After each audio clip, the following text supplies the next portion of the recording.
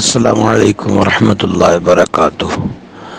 علامہ قاری فیض رسول صاحب، اللہ کا شکر ہے آپ بہت اچھا دین کا کام کر رہے ہیں۔ اللہ مزید آپ کو صحت، تندرستی اور آپ کے الفاظوں میں مزید اچھائی پیدا فرمائے۔ ایک مسئلہ عقیقے کا آپ یہ بھی بیان فرما دیں،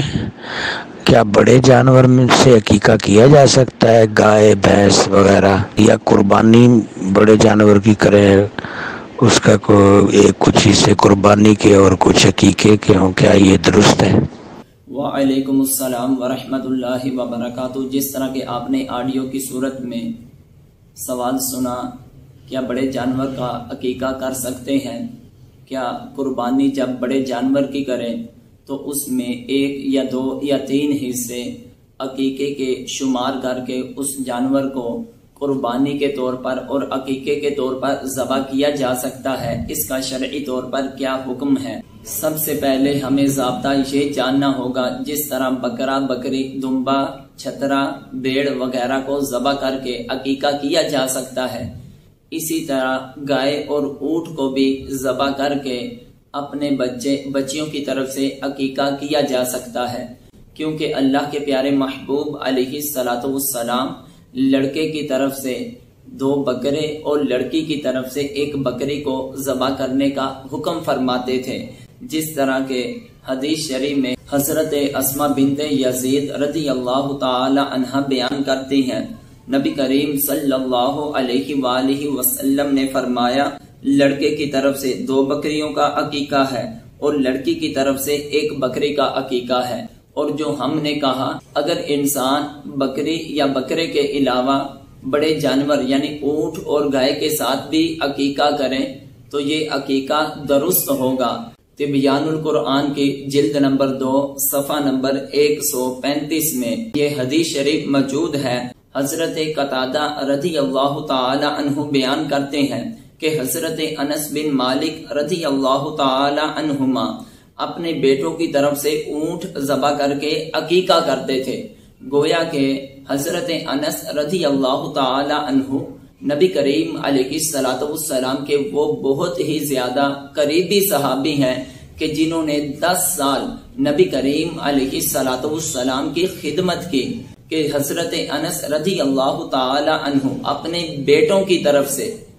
اونٹ کو ذبح کر کے عقیقہ کرتے تھے، جس سے ہمیں پتا چلا کہ جس طرح بکری کر کے عقیقہ کیا جا سکتا ہے، اسی طرح اونٹ کو بھی ذبح کر کے، گائے کو بھی ذبح کر کے عقیقہ کیا جا سکتا ہے۔ اب اعتراض یہ ہوتا ہے کہ لڑکے کی طرف سے 2 خون بہائے جائیں، لڑکی کی طرف سے 1 خون بہایا جائے، تو لہٰذا جب تم گائے یا اونٹ ذبح کر کے لڑکوں کا عقیقہ کرو گے تو وہ 2 خون نہیں بلکہ 1 خون بہایا جا رہا ہے۔ تو اس کے بارے میں ہم جواب نبی کریم علیہ الصلوۃ والسلام کے فرامین سے ثابت کریں گے کہ بہت زیادہ احادیث کی کتب میں یہ حدیث شریف موجود ہے۔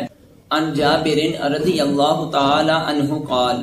حضرت جابر رضی اللہ تعالی عنہ فرماتے ہیں، نحرنا مع رسول اللہ صلی اللہ علیہ وسلم البقرۃ عن 7 والبدنۃ عن 7۔ حضرت جابر رضی اللہ تعالی عنہ بیان کرتے ہوئے فرماتے ہیں کہ ہم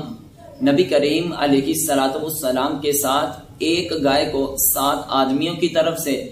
1 اونٹ کو 7 آدمیوں کی طرف سے ذبح کرتے تھے۔ اب رہا مسئلہ یہ کہ جب اللہ کے پیارے محبوب علیہ الصلوۃ والسلام کے فرمان سے ثابت ہو گیا کہ گائے اور اونٹ اگرچہ خون 1 بہایا جاتا ہے لیکن یہ 1 اونٹ ہی 7 کے قائم مقام ہو جاتا ہے، تو اسی لیے ہم کہتے ہیں کہ اگر کوئی شخص بکری کے علاوہ، چھوٹے جانور کے علاوہ کوئی بیل یا اونٹ وغیرہ ذبح کر کے عقیقہ کرتا ہے، وہ 2 لڑکوں کا ہو، 3 لڑکوں کا ہو اور ساتھ 1 لڑکی ہو، یعنی 7 کی طرف سے عقیقہ کرنا ہو، تو پھر بھی وہ عقیقہ کرنا صحیح ہوگا۔ تو جب نبی کریم علیہ الصلوۃ والسلام نے اونٹ اور گائے کے ذبح کرنے کو 7 آدمیوں کے قائم مقام کر دیا ہے، تو پھر ہمارا حق بنتا ہے کہ ہم ادھر اپنی عقل کے گھوڑے نہ دڑائیں، بلکہ ایک جانور کو ہی 7 کے قائم مقام سمجھتے ہوئے اس کے عقیقہ کرنا جائز ہوگا، جس سے ہمیں یہ پتا چلا کہ جس طرح چھوٹے جانوروں کا عقیقہ کرنا صحیح ہے، اسی طرح بڑے جانور سے بھی عقیقہ کرنا صحیح ہے۔ اب رہا مسئلہ یہ کہ جب قربانی کے جانور کو ذبح کیا جائے تو قربانی کی نیت سے جب جانور کو ذبح کیا جائے تو بڑے جانور میں ایک یا دو حصے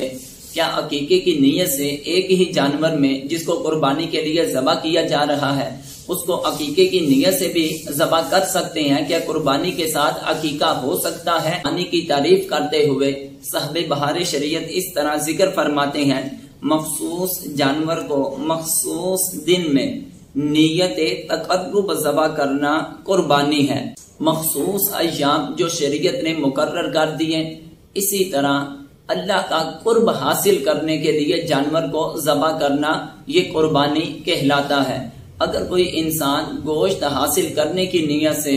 کوئی جانور میں شرکت کرتا ہے تو قربانی یہ شرعی طور پر جائز نہیں ہوگی۔ یعنی بہار شریعت کی جلد نمبر 3 حصہ نمبر 15 صفحہ نمبر 343 کے تحت اس قربانی کے ساتھ عقیقے کو کرنا شرعی طور پر ایک ہی جانور میں جائز ہے۔ قربانی کا بڑا جانور ذبح کرتے ہوئے اسی کے ساتھ عقیقے کا حصہ شریک کر کے اسی جانور کو عقیقہ اور قربانی کی نیت سے ذبح کرنا جائز ہے، عقیقہ ہو جائے گا۔ بہار شریعت کی جلد نمبر 3 حصہ نمبر 15 صفحہ نمبر 343 اور مسئلہ نمبر 16 کے تحت اس طرح ذکر کرتے ہیں، قربانی کے سب شرکاء کی نیت تقرب ہو۔ اس کا مطلب یہ ہے کہ کسی کا ارادہ گوشت نہ ہو، یہ ضروری نہیں کہ وہ تقرب ایک ہی قسم کا ہو، مثلا سب قربانی ہی کرنا چاہتے ہیں، بلکہ اگر مختلف قسم کے تقرب ہوں تو وہ تقرب سب پر واجب ہوں یا کسی پر واجب ہوں اور کسی پر واجب نہ ہوں، ہر صورت میں قربانی جو ہے وہ جائز ہو جائے گی۔ یعنی جب قربانی کا جانور ذبح کیا جائے تو اس میں نیت تقرب ہے، تو اسی طرح قربانی کے جانور کے ساتھ ہی اگر کوئی انسان اسی جانور میں کوئی نیت تقرب کے ساتھ کوئی واجب یا غیر واجب کو ادا کرے تو قربانی بھی ادا ہو جائے گی، اور وہ واجب یا غیر واجب کی جو نیت کر کے اسی جانور کو ذبح کیا تو وہ بھی ادا ہو جائے گا۔ مزید اس کی مثال دے کر صاحب بہار شریعت یوں سمجھاتے ہیں کہ دم احصار اور احرام میں شکار کرنے کی جزا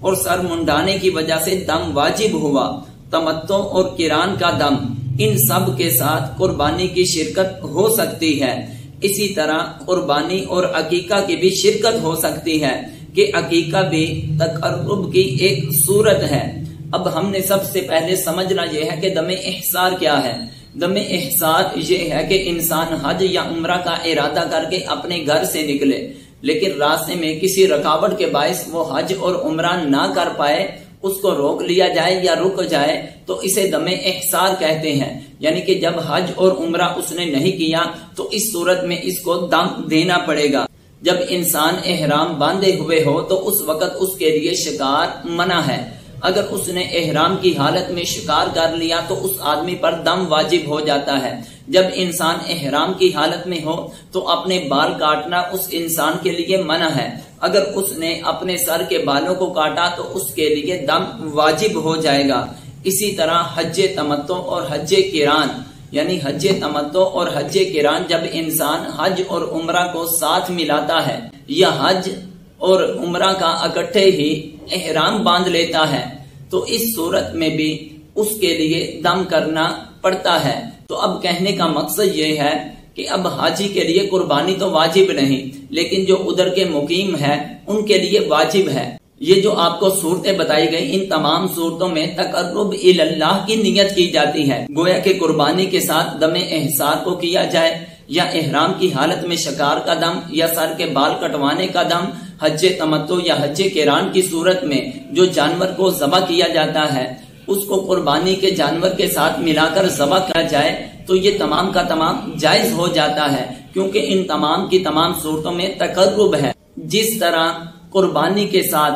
دوسری چیزوں کو شمار کرتے ہوئے جانور کو ذبح کیا جائے تو قربانی صحیح ہے، دوسرے بھی دم پورے ہو جاتے ہیں۔ اگر قربانی کا جانور ذبح کرتے ہوئے عقیقہ کی نیت سے جانور کو ذبح کیا تو پھر بھی انسان کی طرف سے عقیقہ جائز ہو جائے گا۔ اب یہ دیکھیں کہ دم احصار، احرام کی حالت میں شکار کرنا یا بال منڈوانا، ان کی وجہ سے دم واجب آتا ہے۔ تو جب دم واجب آتا ہے تو جانور کو ذبح کرنا تقرب اللہ ہوتا ہے۔ قربانی کے جانور کے ساتھ ہی اس کو کر لیا تو یہ دم پورا ہو جائے گا، واجب ساقط ہو جائے گا۔